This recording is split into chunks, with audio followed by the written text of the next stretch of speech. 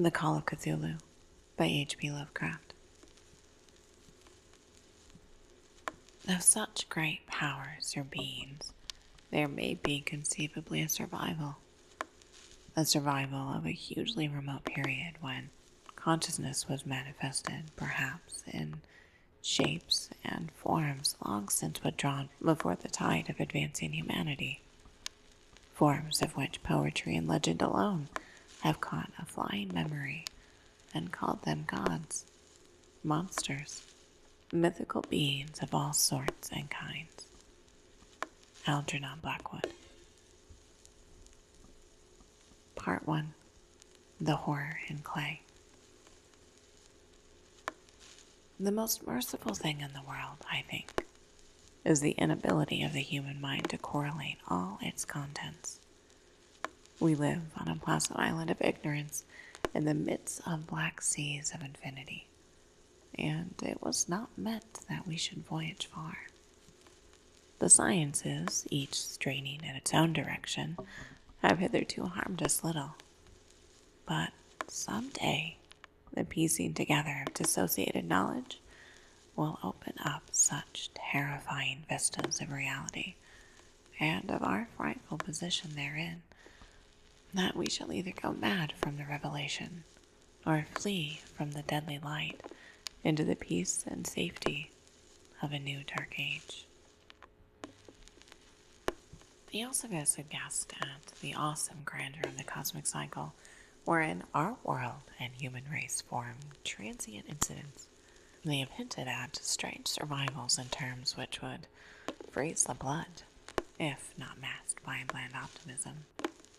But it is not from them that there came this single glimpse of forbidden eons which chills me when I think of it, and maddens me when I dream of it.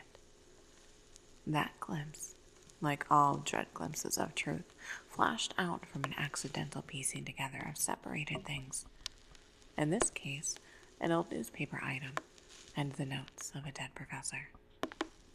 I hope that no one else will accomplish this piecing out. Certainly, if I live, I shall never knowingly supply a link in so hideous a chain. I think that the professor, too, intended to keep silent regarding the part he knew, and that he would have destroyed his note had not sudden death seized him. My knowledge of the thing began in the winter of 1926-27 with the death of my granduncle, George Gamble Angel, Professor Emeritus of Semitic Languages at Brown University, Providence, Rhode Island. Professor Angel was widely known as an authority on ancient inscriptions, and had frequently been resorted to by the heads of prominent museums, so that his passing at the age of 92 may be recalled by many. Locally, interest was intensified by the obscurity of the cause of death. The professor had been stricken whilst returning from the Newport boat, falling suddenly, as witnesses said, after having been jostled by a nautical-looking person who had come from one of the queer dark ports on the precipitous hillside which formed a shortcut from the waterfront to the deceased home in William Street. Physicians were unable to find any visible disorder, but concluded, after perplexed debate, that some obscure lesion of the heart, induced by the brisk ascent of so steep a hill by so elderly a man, was responsible for the end. At the time, I saw no reason to dissent from this dictum, but latterly I'm inclined to wonder, and more than wonder. As my granduncle's heir and executor, for he died a childless widower, I was expected to go over his papers with some thoroughness, and for that purpose moved his entire set of files and boxes to my quarters in Boston. Much of the material which I correlated will be later published by the American Archaeological Society. But there was one box which I found exceedingly puzzling, and which I felt much averse from showing to other eyes. It had been locked, and I did not find the key till it occurred to me to examine the personal ring which the professor carried always in his pocket. Then, indeed, I succeeded in opening it, but when I did so, seemed only to be confronted by a greater and more closely locked barrier. For what could be the meaning of the queer clay bas-relief and the disjointed jottings, ramblings, and cuttings which I found? Had my uncle, in his latter years, become credulous of the most superficial impostures? I resolved to search out the eccentric sculptor responsible for this apparent disturbance of an old man's peace of mind. The bas-relief was a rough rectangle less than an inch thick and about 5 by 6 inches in area, obviously of modern origin. Its designs, however, were far from modern in atmosphere and suggestion, for although the vagaries of Cubism and Futurism are many and wild, they do not often reproduce that cryptic regularity which lurks in prehistoric writing. And writing of some kind, the bulk of these designs seemed certainly to be, though my memory, despite much familiarity with the papers and collections of my uncle, failed in any way to identify this particular species, or even hint at its remotest affiliations. Above these apparent hieroglyphics was a figure, of evidently pictorial intent, though its impressionistic execution forbade a very clear idea of its nature. It seemed to be a sort of monster, or symbol representing a monster, of a form which only a diseased fancy could conceive. If I say that my somewhat extravagant imagination yielded simultaneous pictures of an octopus, a dragon, and a human caricature, I shall not be unfaithful to the spirit of the thing. A pulpy, tentacle head surmounted a grotesque and scaly body with rudimentary wings. But it was the general outline of the whole which made it most shockingly frightful. Behind the figure was a vague suggestion of a cyclopean architectural background. The writing accompanying this oddity was, aside from a stack of press cuttings, in Professor Angel's most recent hand, and made no pretense to literary style. What seemed to be the main document was headed Cthulhu Cult, in characters painstakingly printed to avoid the erroneous reading of a word so unheard of. This manuscript was divided into 2 sections, the first of which was headed 1925, Dream and Dream Work of H.A. Wilcox, 7 Thomas Street, Providence, Rhode Island. And the second, Narrative of Inspector John R. LaGrasse, 121 Bienville Street, New Orleans, Louisiana, at 1908 AAS meeting, notes on same, and Professor Webb's account. The other manuscript papers were all brief notes, some of them accounts of the queer dreams of different persons, some of them citations from theosophical books and magazines, notably W. Scott Eliot's Atlantis and the Lost Lemuria, and the rest, comments on long-surviving secret societies and hidden cults, with references to passages in such mythological and anthropological source books as Fraser's Golden Bough and Miss Murray's Witch Cult in Western Europe. The cuttings largely alluded to ultra-mental illnesses and outbreaks of group folly or mania in the spring of 1925. The first half of the principal manuscript told a very peculiar tale. It appears that on March 1st, 1925, a thin, dark young man of neurotic and excited aspect had called upon Professor Angel, bearing the singular clay bas-relief, which was then exceedingly damp and fresh. His card bore the name of Henry Anthony Wilcox, and my uncle had recognized him as the youngest son of an excellent family slightly known to him, who had latterly been studying sculpture at the Rhode Island School of Design and living alone at the Fleur-de-Lis building near that institution. Wilcox was a precocious youth of no genius but great eccentricity, and had from childhood excited attention through the strange stories and odd dreams he was in habit of relating. He called himself psychically hypersensitive, but the staid folk of the ancient commercial city dismissed him as merely queer. Never mingling much with his kind, he had dropped gradually from social visibility, and was now known only to a small group of aesthetes from other towns. Even the Providence Art Club, anxious to preserve its conservatism, had found him quite hopeless. On the occasion of the visit, ran the professor's manuscript, the sculptor abruptly asked for the benefit of his host's archaeological knowledge in identifying the hieroglyphics on the bas-relief. He spoke in a dreamy, stilted manner, which suggested pose and alienated sympathy, and my uncle showed some sharpness in replying, for the conspicuous freshness of the tablet implied kinship with anything but archaeology.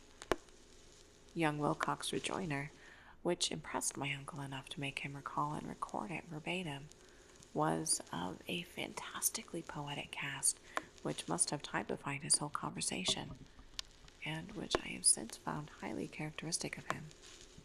He said, "It is new indeed, for I made it last night in a dream of strange cities, and dreams are older than brooding tear, or the contemplative sphinx, or garden-girdled Babylon." It was then that he began that rambling tale which suddenly played upon his sleeping memory and won the fevered interest of my uncle. There had been a slight earthquake tremor the night before, the most considerable felt in New England for some years, and Wilcox's imagination had been keenly affected. Upon retiring, he had had an unprecedented dream of great cyclopean cities, of Titan blocks and sky-flung monoliths, all dripping with green ooze and sinister with latent horror. Hieroglyphics had covered the walls and pillars, and from some undetermined point below had come a voice that was not a voice, a chaotic sensation which only fancy could transmute into sound, but which he attempted to render by the almost unpronounceable jumble of letters: Cthulhu, Badam. This verbal jumble was the key to the recollection which excited and disturbed Professor Angel. He questioned the sculptor with scientific minuteness, and studied with almost frantic intensity the bas-relief on which the youth had found himself working, chilled and clad only in his night-clothes, when waking had stolen bewilderingly over him. My uncle blamed his old age, Wilcox afterwards said, for his slowness in recognizing both hieroglyphics and pictorial design. Many of his questions seemed highly out of place to his visitor, especially those which tried to connect the latter with strange cults or societies, and Wilcox could not understand the repeated promises of silence which he was offered in exchange for an admission of membership in some widespread mystical or paganly religious body.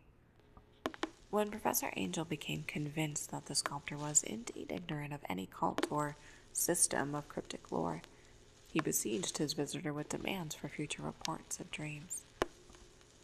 This bore regular fruit, for after the first interview, the manuscript records daily calls of the young man, during which he related startling fragments of nocturnal imagery, whose burden was always some terrible cyclopean vista of dark and dripping stone, with a subterranean voice or intelligence shouting monotonously in enigmatical sense impacts, uninscribable save as gibberish.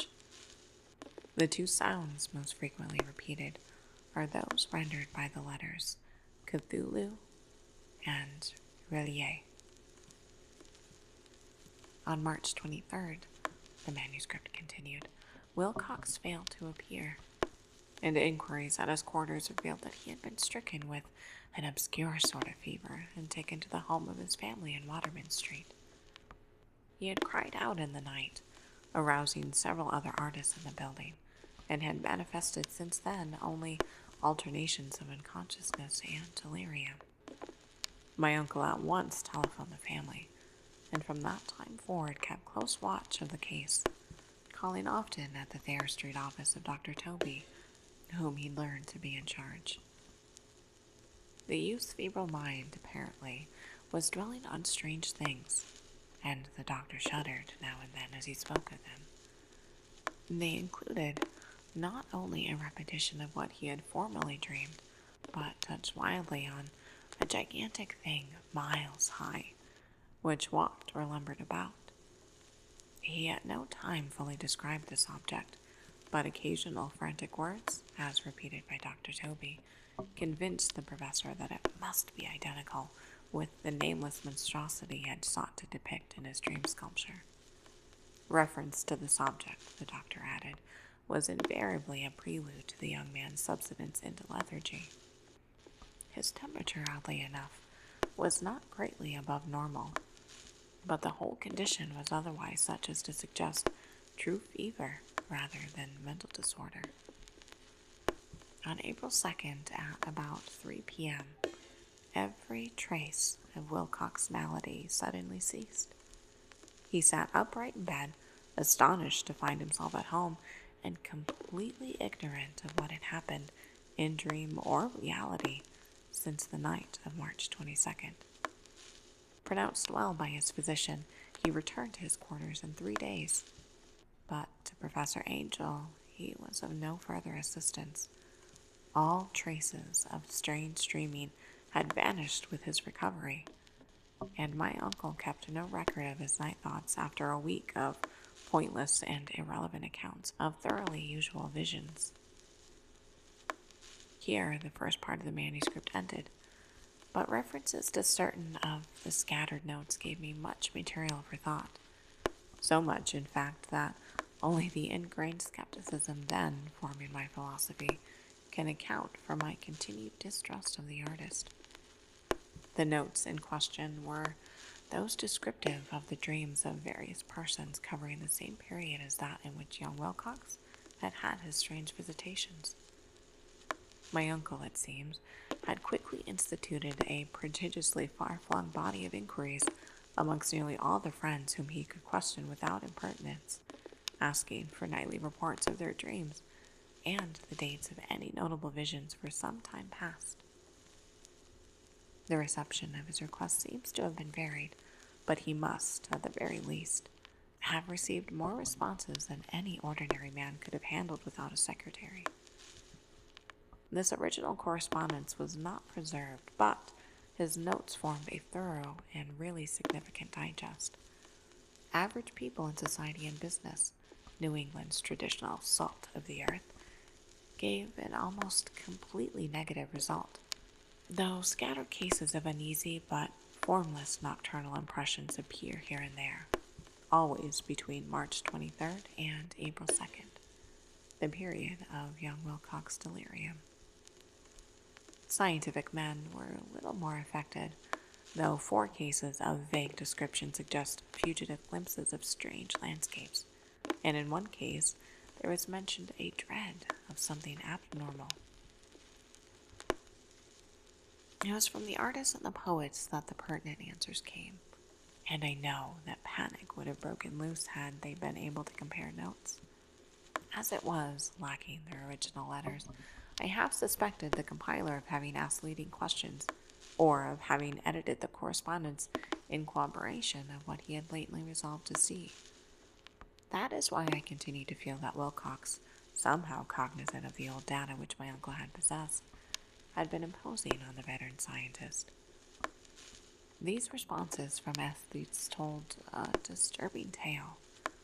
From February 28th to April 2nd, a large portion of them had dreamed very bizarre things, the intensity of the dreams being immeasurably the stronger during the period of the sculptor's delirium. Over a fourth of those who reported anything reported scenes and half-sounds not unlike those which Wilcox had described.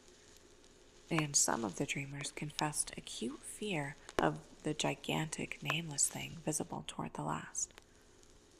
One case, which the note describes with emphasis, was very sad. The subject, a widely known architect, with leaning towards theosophy and occultism, went violently insane on the date of young Wilcox's seizure, and expired several months later after incessant screamings to be saved from some escaped denizens of hell. Had my uncle referred to these cases by name instead of merely by number, I should have attempted some cooperation and personal investigation, but as it was, I succeeded in tracing down only a few. All of these, however, bore out the notes in full.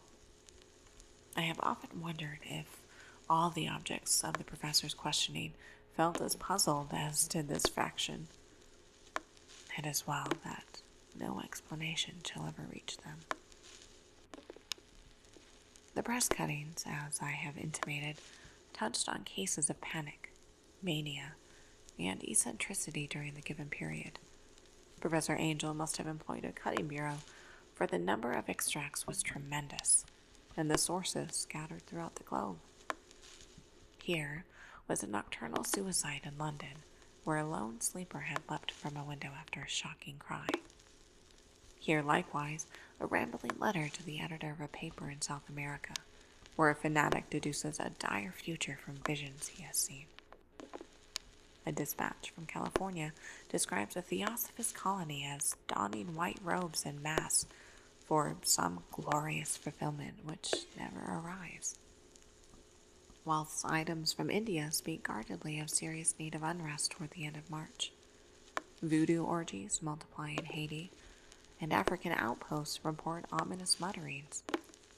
American officers in the Philippines find certain tribes bothersome about this time, and New York policemen are mobbed by hysterical Levantines on the night of March 22nd, 23rd. The west of Ireland, too, is full of wild rumor and legendary, and a fantastic painter named Artois Buneau hangs a blasphemous dream landscape in the Paris Spring Salon of 1926.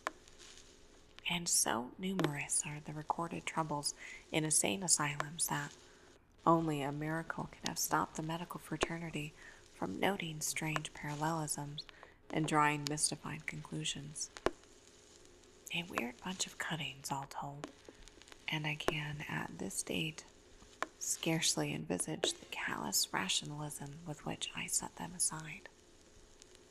But I was then convinced that young Wilcox had known of the older matters mentioned by the professor.